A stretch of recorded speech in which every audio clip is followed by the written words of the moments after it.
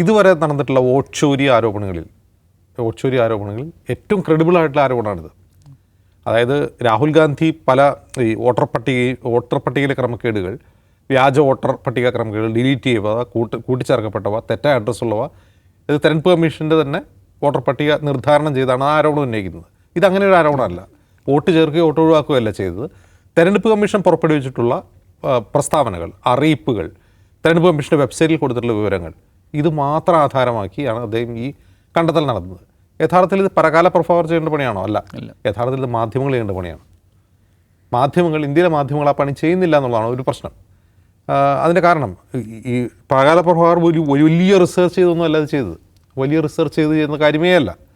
അതത് സമയങ്ങളിൽ വരുന്ന ECIയുടെ ഡാറ്റ അതെടുത്തിട്ട് ക്രോസ് ചെക്ക് ചെയ്ത് നോക്കിയാൽ ഏത് മാധ്യമ പ്രവർത്തകർക്കും വളരെ ഈസി ആയിട്ട് ലഭ്യമാകുന്ന വിവരം തന്നെയാണിത്.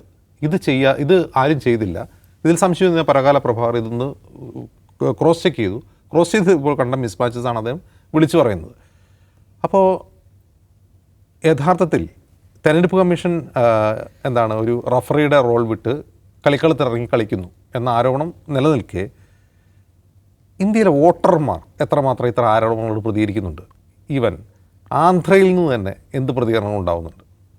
ആന്ധ്രാപ്രദേശിലുള്ള വോട്ടർമാരാണല്ലോ. അപ്പോൾ തെക്കൻ സംസ്ഥാനങ്ങളെ പറ്റി പൊതുവെ പറയുന്നത് തെക്കൻ സംസ്ഥാനങ്ങൾ ഭയങ്കര രാഷ്ട്രീയ പ്രബുദ്ധരാണ്, വിദ്യാസമ്പന്നരാണ്, സാക്ഷരതയുള്ളവരാണ്.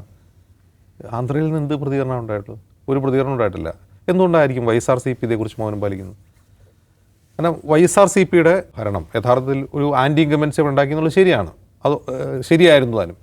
പക്ഷേ ഈ ആൻറ്റി ഇൻകംബൻസി ഉള്ളതൊപ്പം തന്നെ 175 സീറ്റിൽ 164 സീറ്റ് നേടും വിധം TDP BJP സഖ്യത്തിന് അവിടെ ഒരു നേട്ടമുണ്ടാകാൻ കഴിയില്ല. കാരണം TDP എത്രയോ നാളായിട്ട് അവിടെ അധികാരത്തിൽ നിന്ന് പുറത്താണ്. ഒന്ന് ഇതിൽ BJPക്ക് കുറച്ച് സീറ്റ് കിട്ടിയിട്ടുണ്ട്. ഈ സഖ്യത്തിൽ അങ്ങനെ BJP ഒരു സാന്നിധ്യമേ അല്ല. എവിടെ ഈ പറയുന്ന ആന്ധ്രാപ്രദേശിൽ BJP ഒരു സാന്നിധ്യമേ അല്ല. കേരളത്തിലോ തമിഴ്നാട്ടിലോ ഉള്ളതുപോലെ സാന്നിധ്യമില്ല. എവിടെ? ആന്ധ്രാപ്രദേശിൽ. പിന്നെ അങ്ങനെ അവർക്ക് എത്ര സീറ്റ് കിട്ടാൻ? ഇപ്പോൾ അവർ സഖ്യത്തോടൊപ്പം ഞാൻ മത്സരിച്ചാൽ പോലും അവരുടെ രാഷ്ട്രീയത്തെ തള്ളി പറയുന്നവരാണ് ആന്ധ്രാപ്രദേശ് ജനത. അപ്പോൾ ഇതിലൊന്നും ഒരു സംശയം തോന്നാതെ ആരും പ്രതികരിക്കാതിരിക്കുമ്പോൾ പരകാലയ്ക്ക് എന്ത് ചെയ്യേണ്ടി വരുന്നു? ഡൽഹിയിൽ പോയിട്ട് വാർത്താ സമ്മേളനം നടത്തേണ്ടി വരുന്നു. ഇതുകൊണ്ട് ECI പ്രതികരിച്ചോ? ഇല്ല. അപ്പോൾ തെരഞ്ഞെടുപ്പ് കമ്മീഷൻ്റെ അനൗദ്യോഗിക സോഴ്സുകൾ ഉദ്ധരിച്ചുകൊണ്ട് ദേശീയ മാധ്യമങ്ങൾ ഈ വാർത്താ സമ്മേളനത്തിനുള്ള റെസ്പോൺസായിട്ട് കൊടുക്കുന്നത് തെരഞ്ഞെടുപ്പ് കഴിഞ്ഞ് 2 വർഷം കഴിഞ്ഞ് എന്തെങ്കിലും ക്ലെയിം ചെയ്യുന്നത് കാര്യമില്ല എന്നാണ്. ഓക്കെ, അപ്പോൾ 2 വർഷം എന്നുള്ളത് ഒരു കുറ്റകൃത്യം, ഒരു ക്രിമിനൽ ആക്ട് ഇല്ലാതാവാനുള്ള കാരണമാണ്.